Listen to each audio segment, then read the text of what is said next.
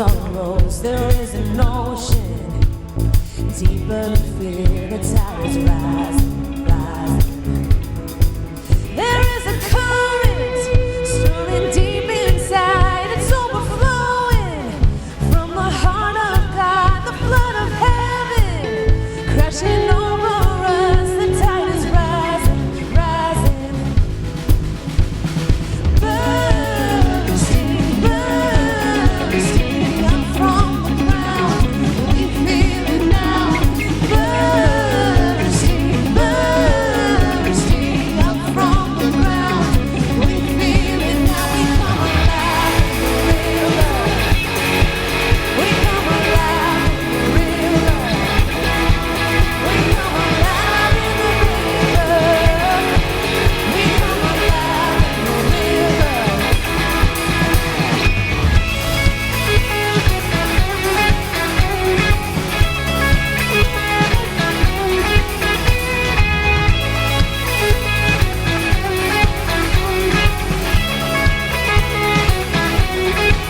There's a current stirring deep inside. It's overflowing from the heart of God. The flood of heaven crashing over us. The tide is rising, rising. Bursting, bursting up from the ground. We feel it now. Bursting, bursting up from the ground. We feel it now. We come alive in the river. We come alive in the river. We come alive in the river. We come alive in the river.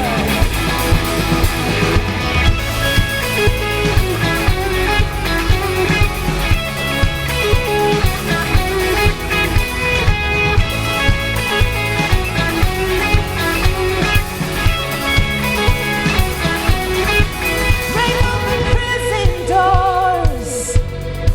Set all the captives free. Spring up a well, spring up a well, spring up a well in me. Nothing can stop this joy. We're dancing in the streets. Spring up a well, spring up a well, spring up a well in me. Yeah.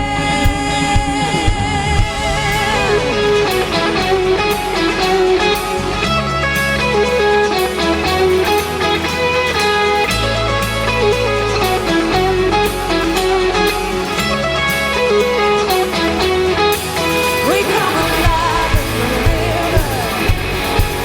We come alive in the river. We come alive in the river. We come alive in the river.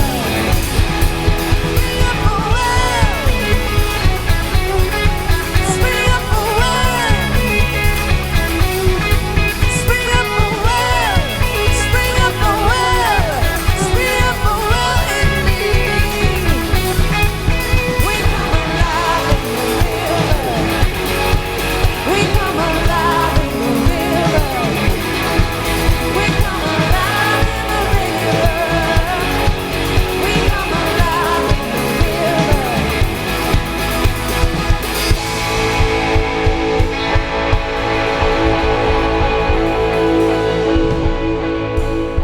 Well, how you doing tonight, Terra Nova? I asked that question before, but only about half of us were in the room, so thought I'd ask it again.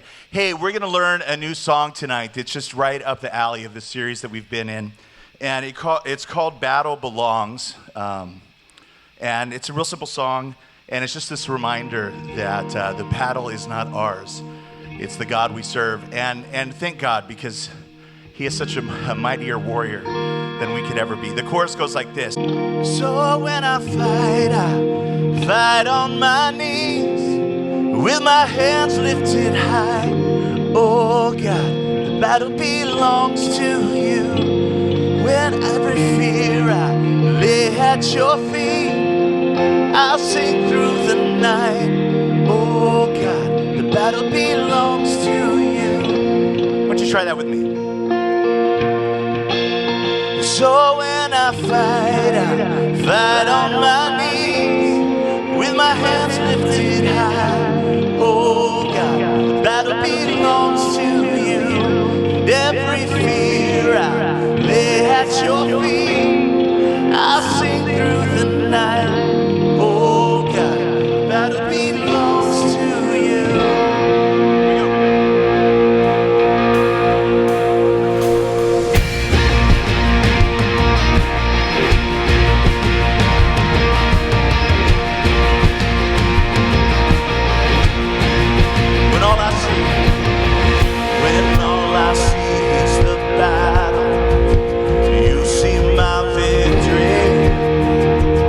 Forward a few slides. When all I see is the mountain, you see the mountain move. And as I walk through the shadows, your love surrounds me.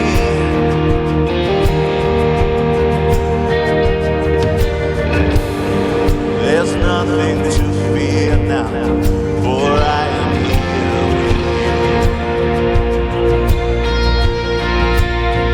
So when I fight on my knees, with my hands lifted high, oh God, battle belongs to you.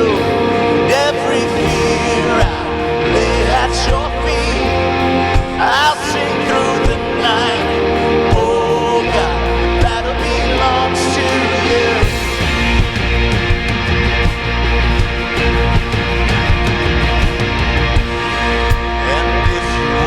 For me, who can be against me?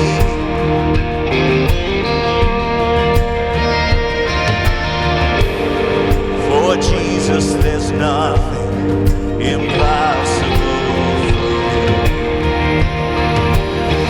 When all I see are the ashes, you see the beauty.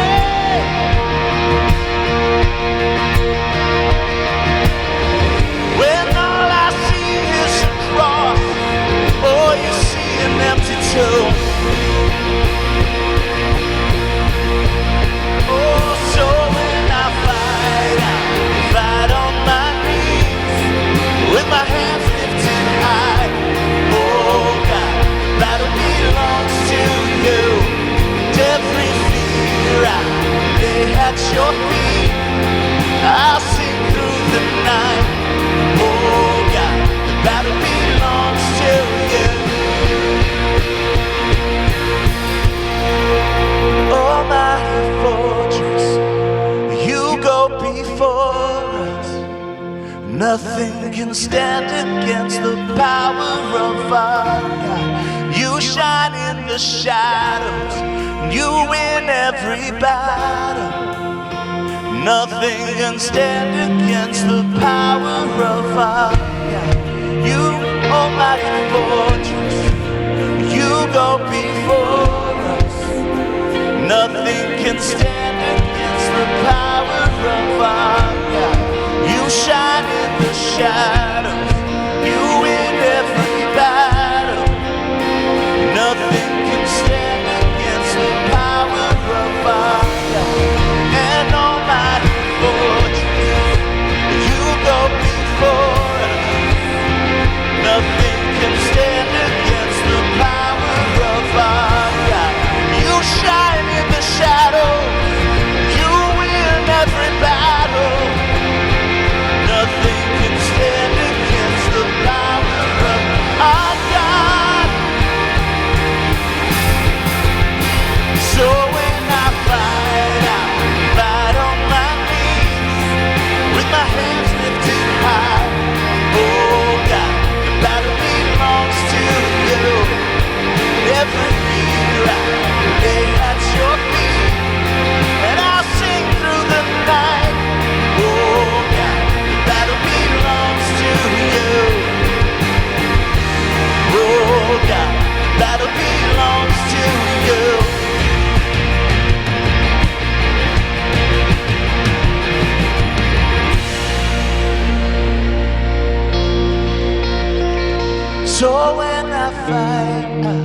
crucified on my knees, with my hands lifted high. Oh God, the battle belongs to you. Every fear I lay at your feet. I'll sing through the night. Oh God, the battle belongs to you.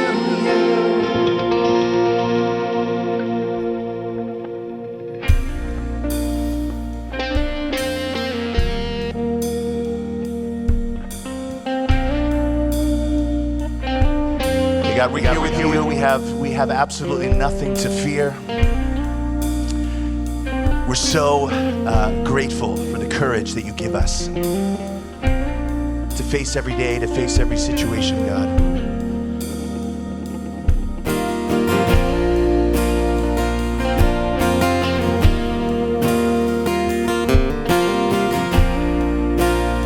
Let's do this together. When darkness tries. When darkness tries to roll over my bones, when sorrow comes to steal the joy I own, when brokenness and pain is all I've known, I won't be shaken. No, I won't be shaken. 'Cause my fear doesn't stand a chance when I stand in your love. My fear doesn't stand a chance when I stand in your love. My fear doesn't stand a chance when I stand in your love.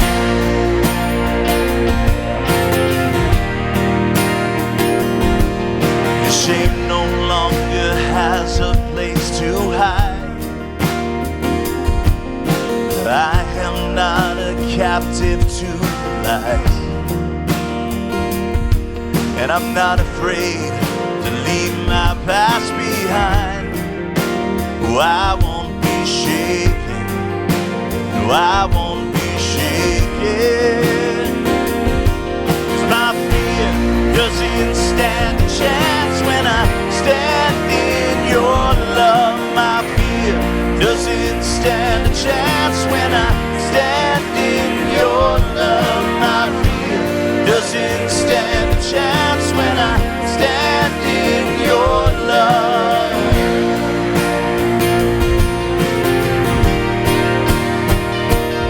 Oh, there's power that can break up every chain. There's power that can empty out the grave. There's resurrection power that can save. There's power in your name. There's power in your name. There's power that can break up every chain. Oh, there's power that can empty out the grave. There's resurrection power that can save. There's power in your name. There's power in your name. Come on, everybody singing. Oh, my fear doesn't stand a chance when I stand in your love. My fear doesn't stand a chance when I stand in your love. My fear doesn't stand a chance when I stand in your love.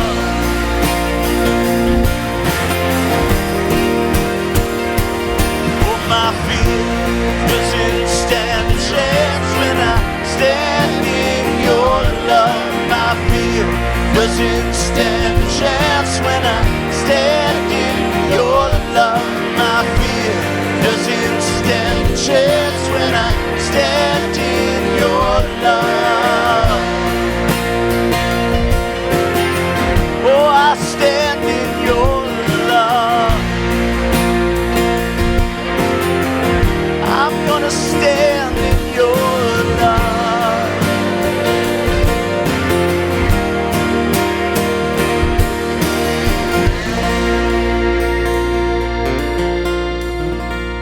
God, we thank you that perfect love casts out all the fear that we could ever hold on to or try to hold on to, God. We're going to hold on to you and your love instead. Amen. Well, before you grab a seat, would you take a second, say hi to somebody, be nice, be kind. They've had a hard week too. And maybe ask them in light of Thanksgiving, do they have a favorite Thanksgiving side dish? And let's just say mashed potatoes are like, that's a gimme. Go for it. Well, hey there, guys. Welcome to Terra Nova. I'm hearing some passionate conversations. Stuffing seems to be a strong second. I agree. I know you all love vegan stuffing just like I do. It's so, so good. But my name's Ashley. I want to thank you so much for being here this weekend. What a special Saturday night. If you're our guest, thank you so much for coming. I hear Saturday is the best day of the week, so you really sacrificed your day of the week to be with us and get popcorn. So we just hope you have a great experience. But I'm just so happy to be here with you. And as we all came in this weekend, most of us got a weekend program. Unless you're like me and you're awkward, like I used my app phone thing. I'm still trying to figure out the best way to say that, but it's okay. That is another way that you can connect with us and find out what's going on. So whatever it is, pull that out because we have some really exciting things coming up. This bright flyer has our baptisms and our women's event. You can see that on the events tab on the app as well. Find out ways to sign up and be part of that if you would like to. I'm really excited for those. But most important, we have our Connect card in the back. And this is something we all fill out every weekend. You can either do it right here by ripping it out or on the app. And this is a great way to connect with us, to let us know how we can be praying for you, your family, your people within your community, or even just giving us praise updates of things that are going great. We love those too because things are just so dark sometimes, and we just love hearing from you either way. And if you're a guest, please fill this out too. This is just a great way for us to connect with you and maybe even send you something to say thank you. But take your time during gathering, fill it out, check off any boxes if you have any questions or want more information, or you can write down your favorite Thanksgiving side dish. Or, I've had a better idea. Write down the person you met, their name, and what their favorite side dish was. Ooh, you're like, oh no, what was her name? I don't remember. It's okay, you can still ask them right now. It's fair game. So maybe go for that, write it down. But speaking of Thanksgiving, it's this week. Don't panic. If you didn't know, it is coming up this week. I am so excited. Thanksgiving has this everyone comes together for a feast maybe, or maybe you're watching football, or if you really love the parade thing on TV, that's your gig. I think there's a dog show, or I don't know if that's Christmas, I don't know.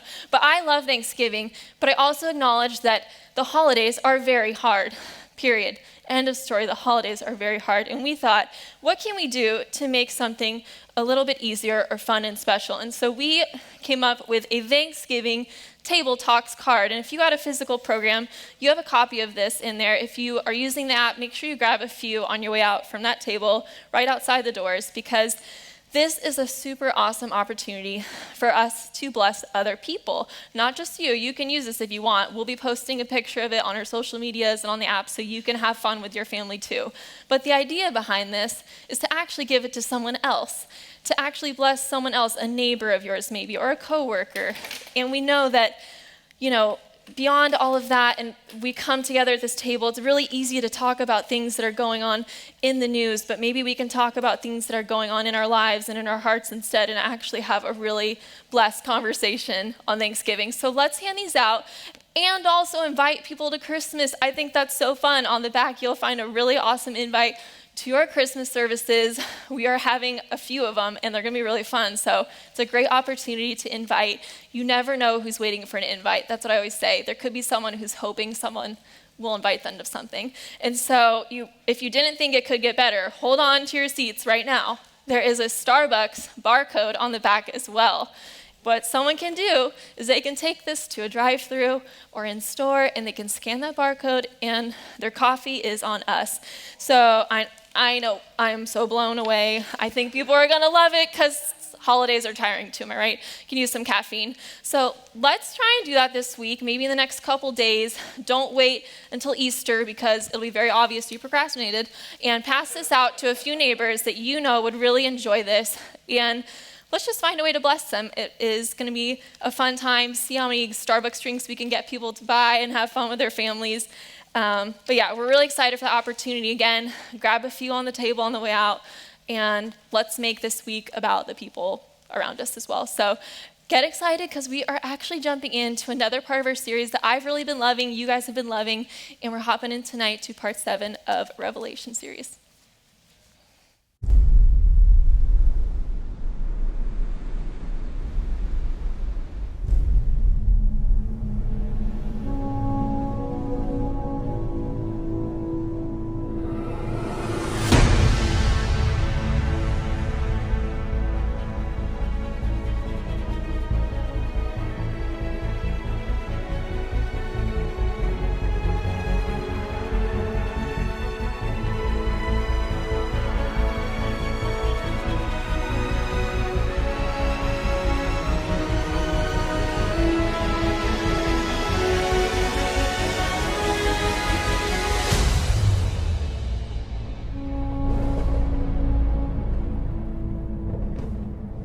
All right, hey, welcome to Terra Nova. My name is John.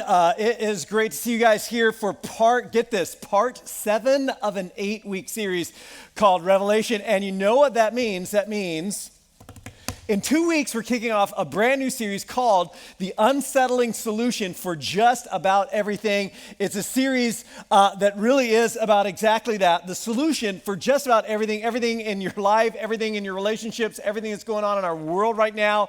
And it is very much an unsettling solution. And it is very much the perfect series for the Christmas season, beginning in December, and a perfect series to be inviting people to. So be thinking maybe about somebody you can bring with you as we kick off a brand new series in 2 weeks. But today, as I said, is part 7 of our series, Revelation, The Victory of the Beautiful Resistance. It's a series about one of the most well-known or maybe most talked about books or referred to books in the Bible, the book of Revelation, a book that most people would say is one of the most confusing books in the Bible. I think one of the most misunderstood, and honestly, for a lot of people, the most unnerving book in the Bible, a book that's often treated as like a code book, like a secret code book, or a crystal ball for the future, like a play-by-play of the end times.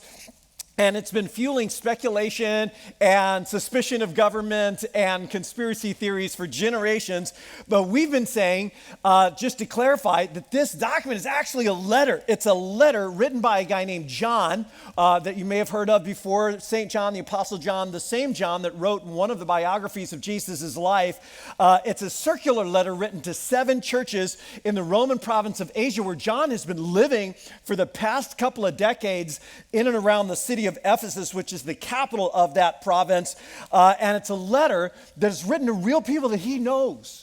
Real people in real churches facing real tribulation, and he's got a very personal, very applicable message for them in and around the year about 95 AD. A letter written to real people, but in a very unique style for us, in a genre called apocalyptic literature, which is what makes it so strange, because apocalyptic literature was this very common, popular genre of like visions and journeys through time and space and the heavens, and like this bizarre, fantastic, cryptic imagery and symbols that was at its time pretty much the most popular style of literature of its day, which means the people who originally opened this up to read it, they would have got it.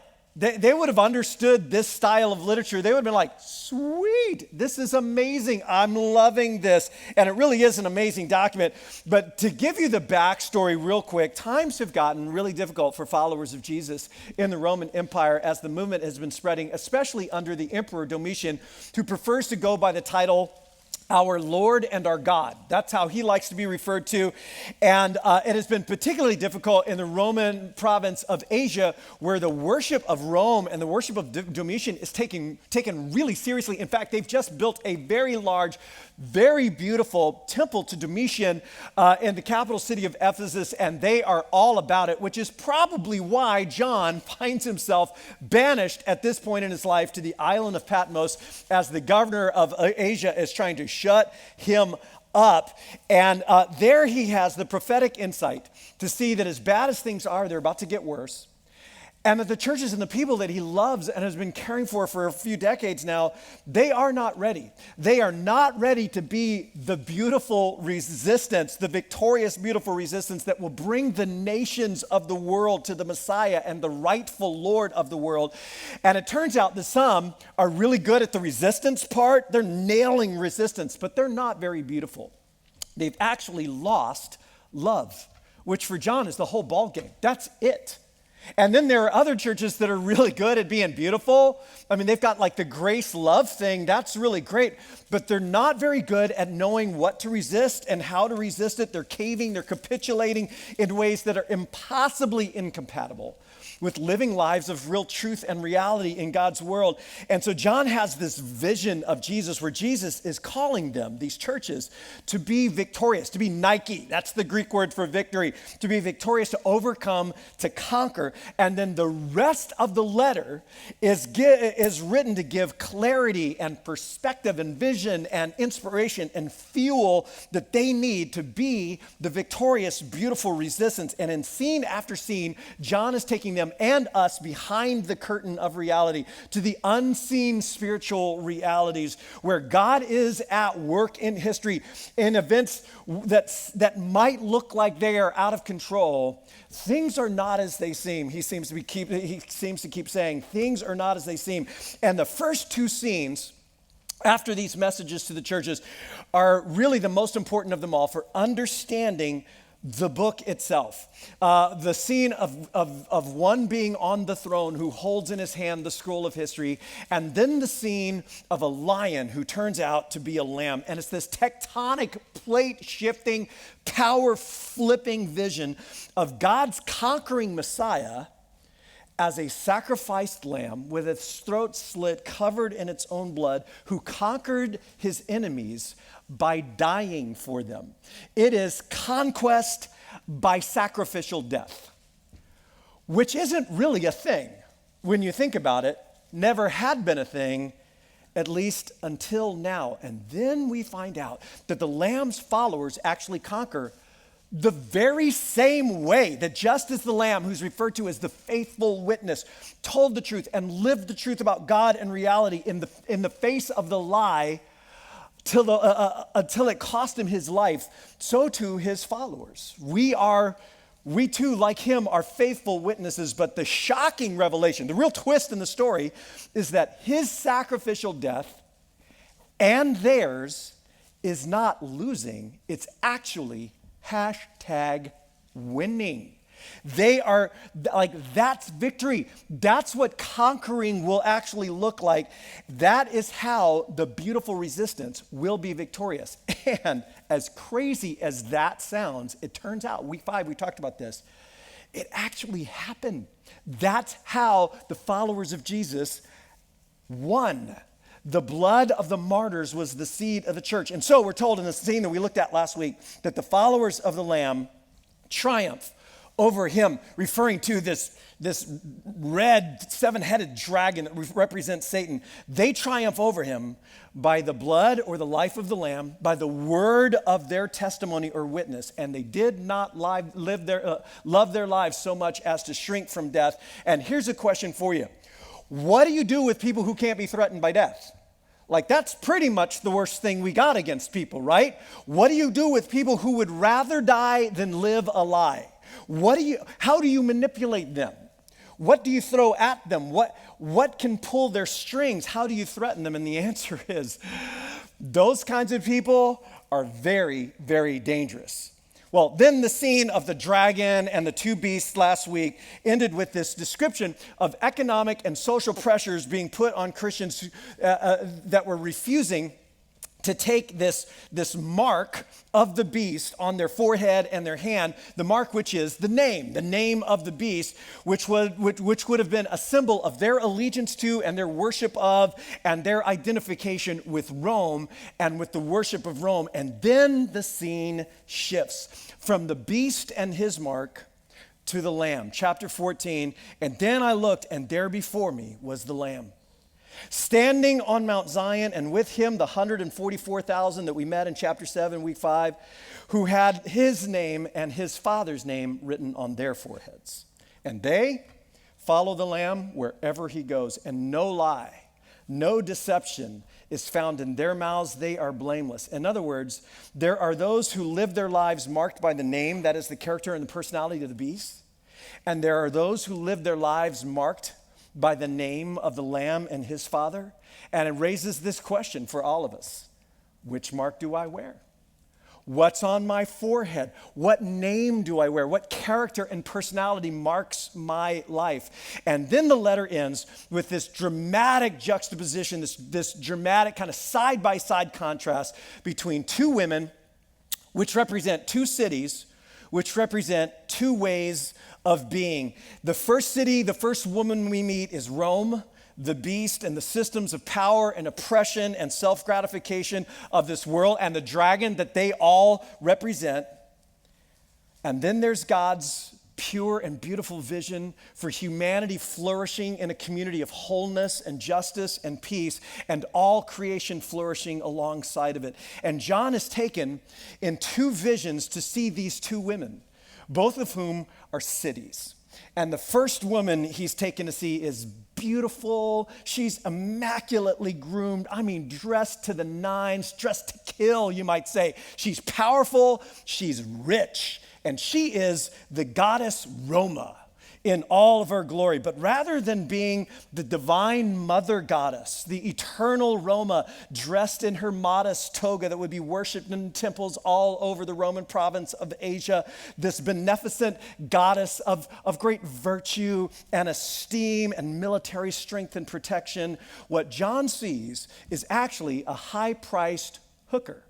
He sees this high-priced prostitute drunk out of her mind, sleeping with all the kings of the earth, intoxicating the nations with her maddening worldview. Revelation chapter 7. One of the seven angels who had the seven bowls came to me and said to me, "Come, I will show you the punishment of the great prostitute who sits on many waters." And once again, for the first century churches, as they're sitting around reading and discussing this document, there's no question about who sits on many waters. Rome ruled the seas. That was their thing. In fact, they referred to the Mediterranean Sea as Mare Nostrum, our sea. They ruled it. They owned it. And with her, John goes on to say, the kings of the earth have committed adultery, and the inhabitants of the earth were intoxicated with the wine of her adulteries. The kings of the earth, referring to provincial rulers and client kings that ruled many of the provinces of Rome on Rome's behalf, including, for example, Judea, where Jerusalem was, where the Herods, like Herod the Great or Herod Antipas, where the Herods had ruled as kings, but as puppet kings to Rome itself. And it's this vision of her corrupting influence on many different political powers. With her, the kings of the earth have committed adultery, and the inhabitants of the earth, which is this code phrase we've talked about frequently that John uses throughout the Revelation for people who've bought into the lie. People who've bought in all the way, invested in, and perpetuating that dysfunctional, anti-human, anti-community, anti-God approach to life. And John's looking around, he's like, these people it's like they're all drunk. Like everybody drank the Kool-Aid, right? They're so bought in, they can't even see how messed up it really is. And then, after he said, "Let me show you," then he carried me away in the Spirit to a wilderness. So the backdrop of this vision is a place of barrenness and death, which in biblical narratives and biblical stories is the opposite of the garden where life flourishes and is abundant. The wilderness is a place of barrenness and death. So that's where he goes. And there I saw a woman sitting on a scarlet beast that was covered with blasphemous names, claiming to be God or like God, and 7 heads and 10 horns. So immediately we recognize this as the beast from before, because we were just reading that a few minutes ago, sitting in this living room in the first century. And the woman was dressed in purple, which is the color of royalty. In fact, in the ancient world, you couldn't just wear purple because you liked it. You had to be royalty to actually even wear it. It's the color of royalty and purple and scarlet, and she's glittering with gold and precious stones and pearls. And so she's like the epitome of luxury and wealth and conspicuous consumption. In fact, she's drinking out of a gold goblet, but this goblet she's drinking out of is filled with abominable things and the filth of her adulteries. And so like just beneath this beautiful, luxurious surface is like something that's disgusting and ugly. And she too has a name written on her forehead. And as it is for all of us, it points to her true identity, her true character. The name written on her forehead was a mystery.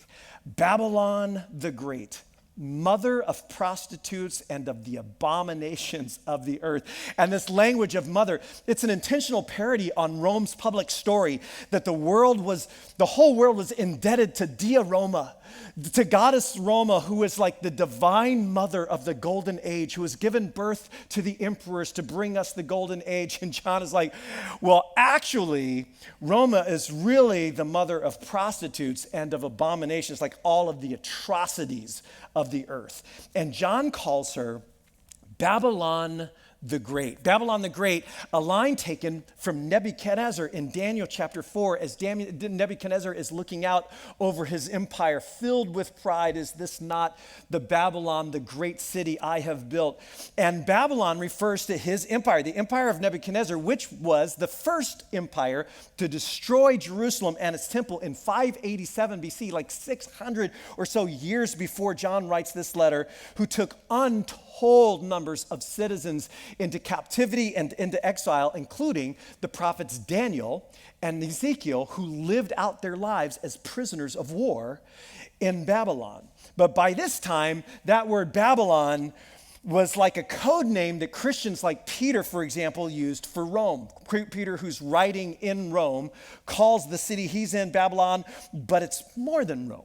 It's more than that, because Babylon has become an archetype, if you will, for all of the oppressive, arrogant, violent, anti-God, anti-human, anti-community governments and powers. Babylon the Great, mother of prostitutes and of all of the atrocities of the earth. And then I saw that the woman was drunk with blood, with the blood of God's holy people and the blood of those who bore the testimony of Jesus. And then something happens. It's really a common feature in all apocalyptic literature. There's this conversation with the person who's seeing the vision and the guide who's taking him. And so there's this conversation John has with his angel that leads us down a bit of a rabbit hole. When I saw her, I was greatly astonished. And the angel said to me, "Why are you astonished? I will explain to you the mystery of the woman and the beast she rides, which has 7 heads and 10 horns. The beast which you saw once was, now is not, and yet will come up out of the abyss and go to its destruction." And immediately we're like, well, that actually sounds like a little bit familiar. It's almost like that threefold phrase that John uses 7 times in the Revelation to refer to God. He is the one who was and is coming. But this is like different. There's a twist, because whoever this is or whatever the beast is, it was and is not and is coming out of the abyss and going to destruction. And those in those first century churches, again, they would have recognized right here that Nero myth that we talked about last week, Nero Redivivus, this idea that Nero, who had, by the way, killed hundreds of Christians, brutally, publicly, violently, including Peter and Paul. Nero, who had killed Christians in Rome by the hundreds, had kind of become a symbol of Rome's true colors, of the ugliness and violence of Rome. And there was this legend that even though he was dead, he was going to come back.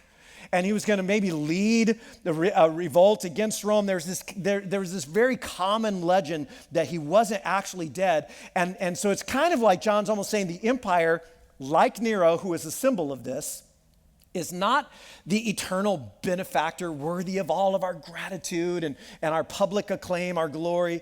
In fact, it's a beast from the abyss who's headed for destruction. And the inhabitants of the earth, whose names have not been written in the book of life from the creation of the world, they will be astonished when they see the beast, because it once was, now is not, and yet will come.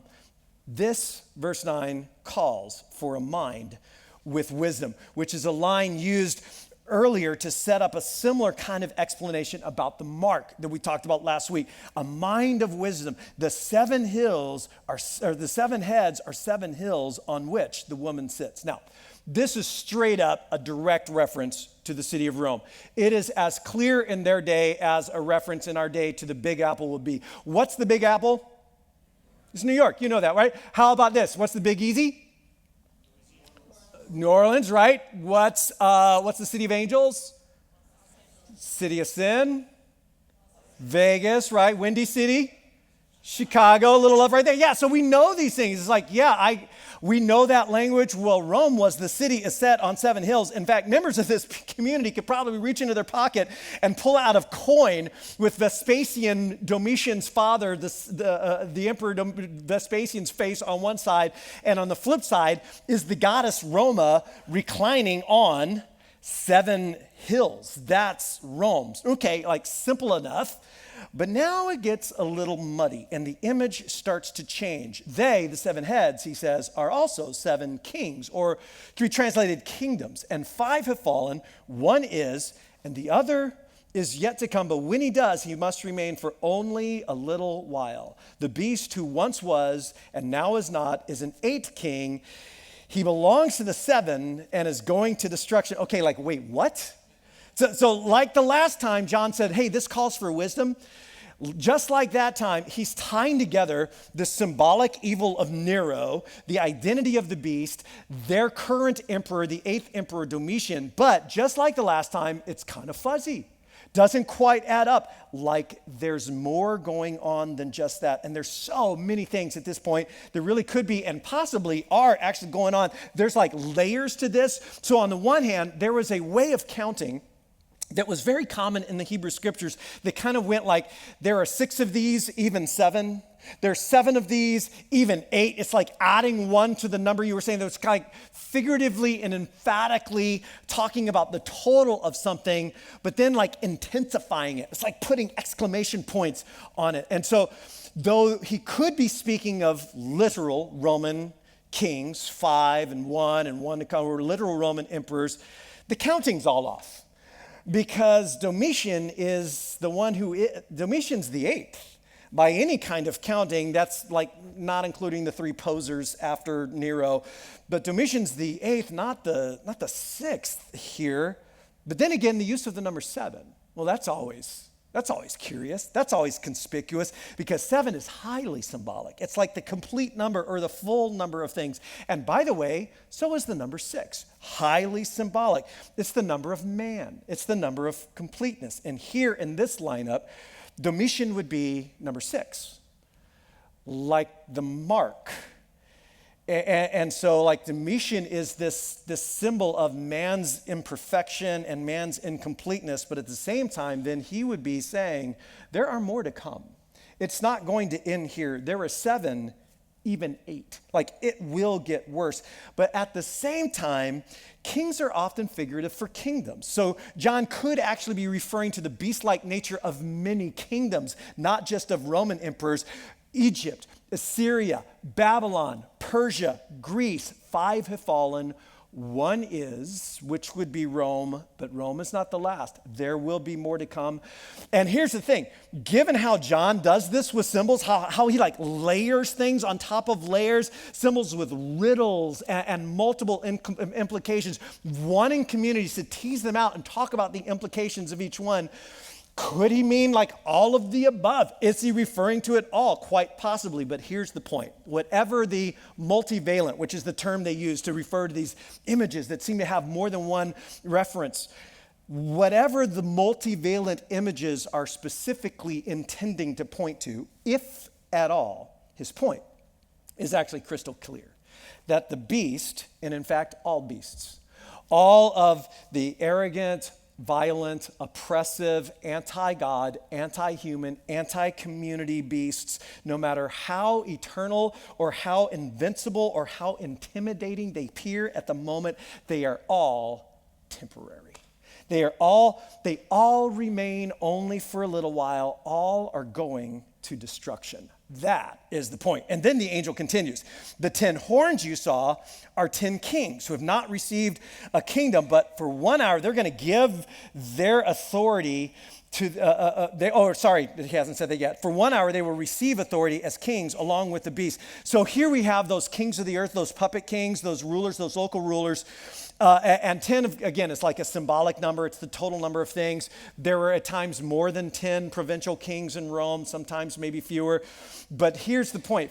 Note this again, for 1 hour. For 1 hour, for just a moment, they're going to receive authority, and they have one purpose. They will give their power and their authority to the beast, and they will wage war against the Lamb, which most certainly seemed true for the followers of Jesus in these churches. That is exactly what the local provincial rulers were on behalf of the beast, waging war against the Lamb. But the Lamb will triumph over them because He is actually Lord of Lords and King of Kings, titles which the emperors loved to apply to themselves. The king over many other kings, the Lord over many other lords. And he's like, no.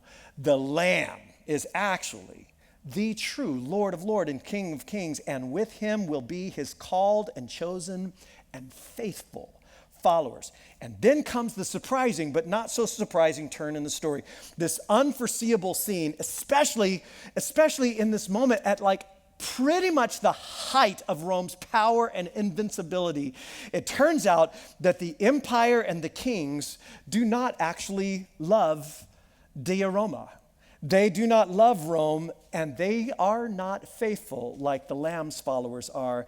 The beast and the 10 horns you saw, they will hate the prostitute. They will hate her, and they will bring her to ruin and leave her naked. On the one hand, a stark contrast to the luxury with which she is draped at the moment.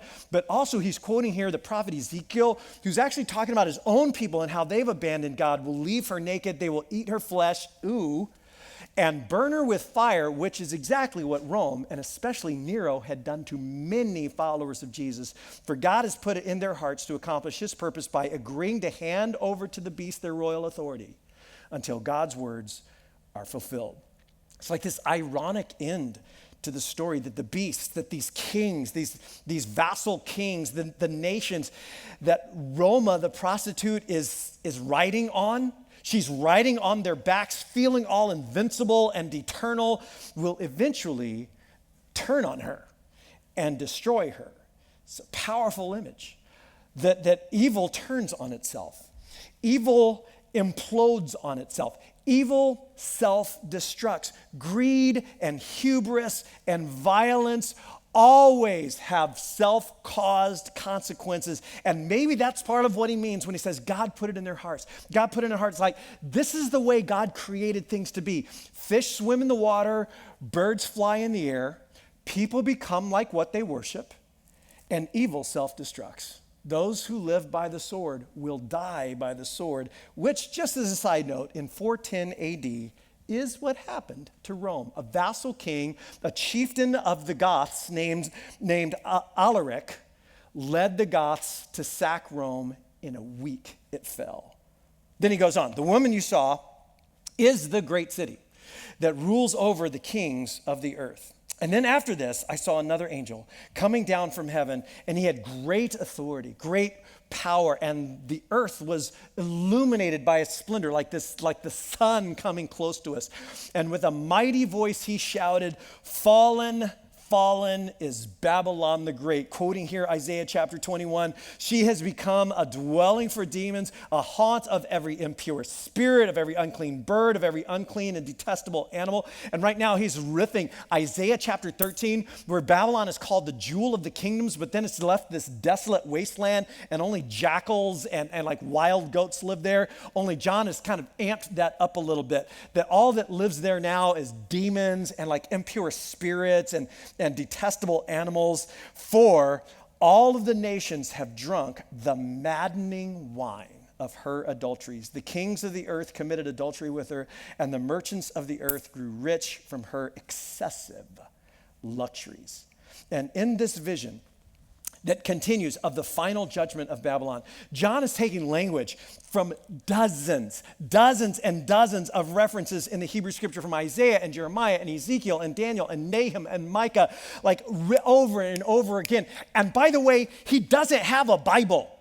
He's got it all up here and he's working it through and in fact reworking and reapplying images that are related to the fall of Assyria and the fall of Babylon, and the fall of Tyre and Edom and even Jerusalem itself. And John sees Rome as simply the latest version of this thing called Babylon, this archetypal thing of humanity and human systems and governments in rebellion against God, usurping God, pushing God away, forming nations that exalt themselves and exalt their military and economic strength into a false God that they put their trust in, inevitably taking advantage of and oppressing others along the way, filled with hubris and their own megalomania. And this is not something that's just limited to the past that he's talking about. It's certainly not something that's going to happen just in the future that he's talking about. It is a portrait of human systems. Political, economic, religious systems and power gone wrong, beginning with the Tower of Babel in Genesis 11, which is the origin story, not only of Babylon, but of all that Babylon represents. And like it was for John, and like it was for Peter, who described himself as living in an exile, as an exile in Babylon, just like them, it's all around us. Babylon is everywhere. It's all around us. It's where we live too. And throughout the Revelation, John has been building this case against Rome, against Babylon, exposing the dark truth just beneath the surface of her glamour and her benevolent propaganda that she announced to the world as good news for the nations. And John has been building his case, these marks, if you will, of the beast. And there are 7 of them, 7 marks of the beast. The first one is this: usurping God. Usurping God. Beginning with that origin story at Babel, Babylon is always displacing the one true God. Displacing the one true God and his ways for flourishing in human life and community, and replacing it with the worship and the autonomy of self and my own personal, well-being and self-made security, and ultimately replacing it with the worship of the state. How quickly nationalism defaults into a kind of false god of the state. How quickly political leaders become somewhat godlike in our imaginations. This is what the blasphemous names on the beast are all about, this usurping of God. And this is at the top of the list because it then cascades into a host of other dysfunctions that probably would never happen if the first one hadn't happened. And the second one is this: arrogant hubris. Arrogant hubris manifested in her sense of international superiority, better than all of the other nations, her sense of invincibility as she rides on the backs of the nations that she subdued. And John, in Revelation 18, he's riffing on Isaiah 47, which is puts this brilliant spin on what Isaiah is doing in Isaiah 47 as he describes the prostitute Roma in Revelation 18:7. In her heart she boasts, I am enthroned as a queen. And where is she enthroned? On the top of this beast, on the top of the nations and the peoples that she subdued. I am enthroned as a queen. I am not a widow. I will never mourn. I will never experience loss. Invincible, untouchable, superior, just like Nebuchadnezzar looking out over his city. Is this not Babylon the Great? Arrogant hubris. Then number 3, spilling of innocent blood. Spilling of innocent blood. And not just Christian martyrs, as John builds his case, by the way. There are tens of thousands who have been and are being, and we're going to be violently killed to expand and defend Rome's so-called peace. And so in Revelation 18:24, he says, in her, in Rome, was found the blood of the prophets and of God's holy people and of all who have been slaughtered on the earth. The bloodbath under Nero of Christians, the destruction and slaughter of the inhabitants of the city of Jerusalem, that, John says, that's Rome's true colors. It likes to talk about being this place of peace, But its so-called famous peace is just a foil for its bloodthirst and its violence, and many people knew that.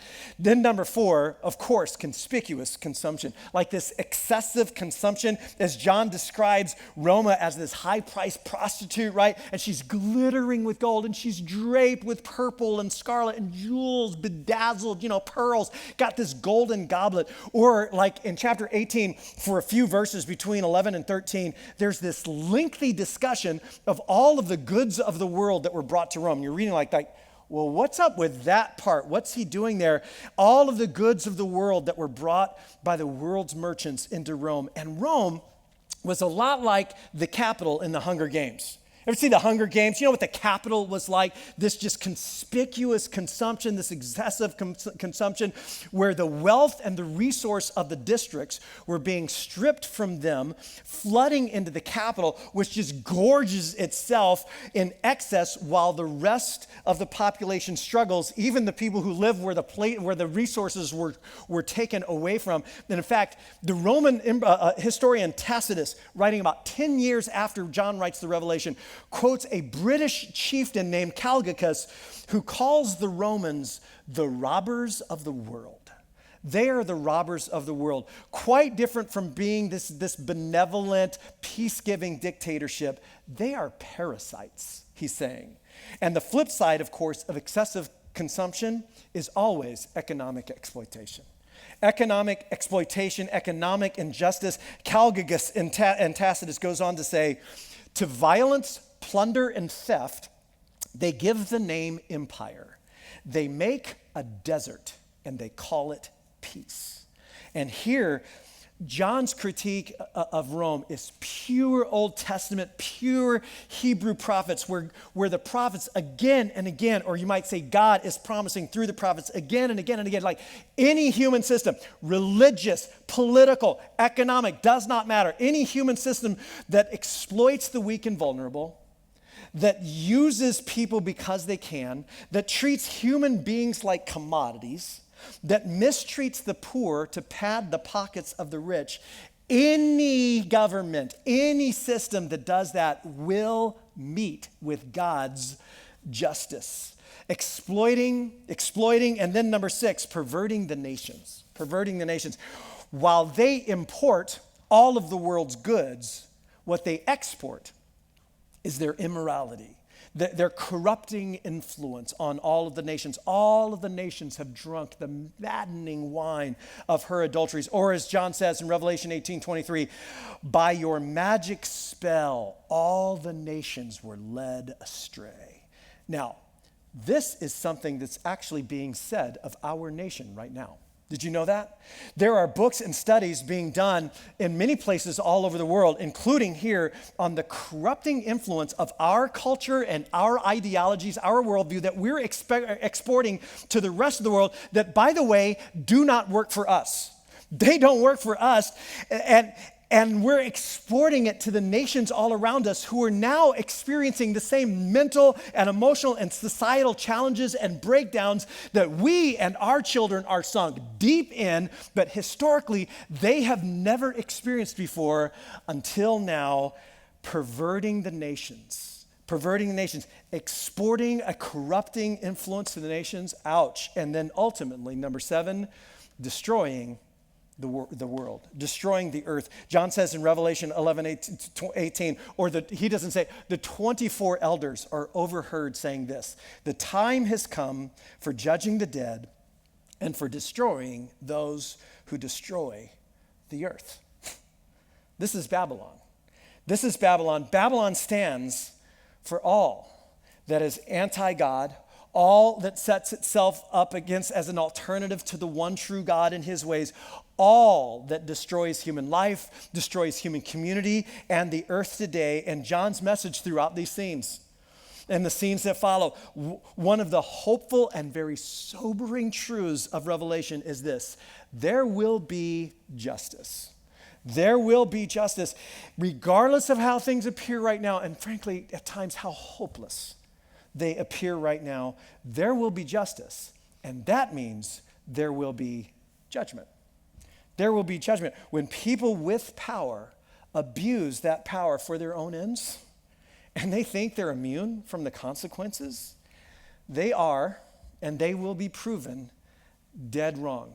Whether they are abusing power and taking advantage of the weak and vulnerable in the streets of the inner city, or the corridors of political power, or the marketplace, or the church, there will be justice, which means there will be judgment. And I think we're all inclined to feel a little conflicted about that, especially as you read these scenes, what judgment actually looks like. Because on the one hand, we love justice. We love justice. I mean, that's our generation's buzzword. It used to be tolerance. Now it's like we want justice, but the judgment, I mean, that kind of feels different, doesn't it? Like this is a good thing, but this kind of is not. But here's the thing. There is no justice without judgment. Judgment is the means, or you might say it is the vehicle of bringing justice where there is none. And this is easily, and I think understandably missed by us, since in our world, judgment is so often itself unjust. Isn't that true? I mean, rather than being a vehicle for justice where judgment makes wrong things right, judgment in our world, even in our system of justice, which I would say is one of the, I mean, you just read a little bit of history, friends, it is one of the best ever in the history of human beings. It is still tragically flawed. And then certainly interpersonal judgment, that judgment is often a vehicle of injustice, of making wrong things worse, which is why the Revelation so counters our justice and so strongly emphasizes the unique position that God is in to actually judge. God who has acted through the Lamb with sacrificial love to save all of humanity. The unique position that God is in to bring true and honest and accurate judgment and justice. And so as the scene comes to an end, chapter 19, John hears something that's actually echoed again and again throughout Revelation. It happens a handful of times, but here as the scene ends, John hears this. I heard what sounded like the roar of a great multitude in heaven shouting, hallelujah, salvation and glory or public acclaim and power belong to our God, for true and just are his judgments. True and just are his judgments. He has condemned the great prostitute for corrupting the earth for her adulteries. There will be justice, and that's good news. That's good news to anybody who struggles with how much pain and how much injustice there is here in Babylon on this earth. There will be justice, and there will be judgment, which is sobering news. It's sobering news because there's not just a bit of Babylon around us right now. There's actually a bit of Babylon in us, in all of us. I mean, you look at that list that we built, and there's some America in that. There has been, and we love to think of ourselves as like the good guys, and we can be. But so did they, by the way. And an honest reading of the Revelation as this community-forming document that for followers of the Lamb to become the beautiful resistance, an honest reading of it, this intersects all of us on some level. It should make all of us kind of cautious about any uncritical political loyalties we might have while we live in Babylon. And so John's final call of action in this scene, because Babylon is falling, because there will be justice and there will be judgment, chapter 18, John hears another voice from heaven say, "Come out of her, my people. Come out of her." Quoting Jeremiah 51, "Come out of her so that you will not share in her sins, so that you will not receive any of her plagues. For her sins are piled up to heaven, and God has remembered her crimes." Come out. Come out, get out while you can, escape, leave, come out of her and go. Where? Where do you escape to? I mean, Babylon is everywhere, right? I mean, you can't just move to Texas to escape Babylon. Texas is Babylon. So is California and Mexico and England and New Zealand. Babylon is everywhere we go. We can't escape it physically. And here is a call to be like Daniel, to live in Babylon and yet not be of Babylon, to see Babylon for what it really is, to recognize the Babylon in you, the ways in which we have all been socialized into the dominant culture. It is like water to a fish. It is in us and through us and all around us, and to get real honest about it, and then to find the path of beautiful resistance. The path of beautiful resistance, which, as we have said, is no easy task. This is no easy task. This is why we need each other. This is why we need this thing called church, a Jesus-following community. This is why we need to regularly gather and refocus. The pervasive, persistent tug of the dominant culture on us is exhausting. You cannot successfully fight that flow alone. And this, I think, is why we need this document. The book of Revelation, that vivid imagery that just sharpens the issues for us, that clarifies the choices that we face. You were born into Babylon, but you can't stay there. You must come out. And the Lamb, who is the world's true Lord of Lords and King of Kings, is the one who's able to lead us out of the great city and into the greater city. And that's exactly where the whole story has been going, and that's where we'll pick it up next week for the series finale. Don't miss next weekend. Let me close this in prayer. Heavenly Father, as we talk about things that may be so difficult for us to see, again, it's like water to a fish. You see it with such clarity.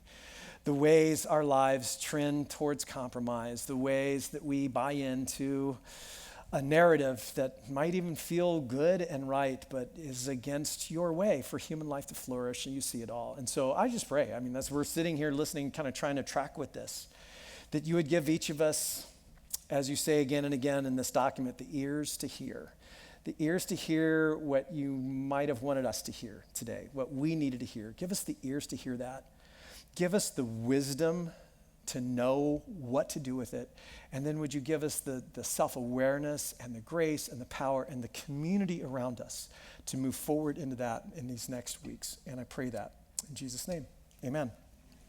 Well, hey, thanks again for being with us. Before you check out, before you turn off or leave, love to have you fill out that Connect card, which Ashley was telling you about towards the beginning of the service. You can tell us what your favorite side dish is and things like that. You might have noticed we've got a baptism coming up this weekend. If you haven't been baptized yet as a follower of Jesus, write "Baptize Me" somewhere on this card. You can also write "Serve Day" for the Abbey on this card. You can drop the card in the offering baskets on the way out, which our guest services will be holding. As you're heading out there, don't forget to stop by this table and grab a couple of these table talks to give to some neighbors. You got just a few days to do this. This is a last minute deal. You cannot wait till Friday. It'll be no bueno. They get to have a cup of coffee on us. It's a pretty sweet deal. Grab a couple of these, pass them out. Be thinking about, grab a couple even if you're not sure who you give them to, and be praying God, who can I reach out to? And then while you're out in the lobby, ladies, stop by the table for the Marvelously Mary event coming up in just a couple of Tuesdays, and you can sign up for that. God bless you guys. Have a fantastic Thanksgiving, and we'll see you back next weekend for the series finale. It's going to be great.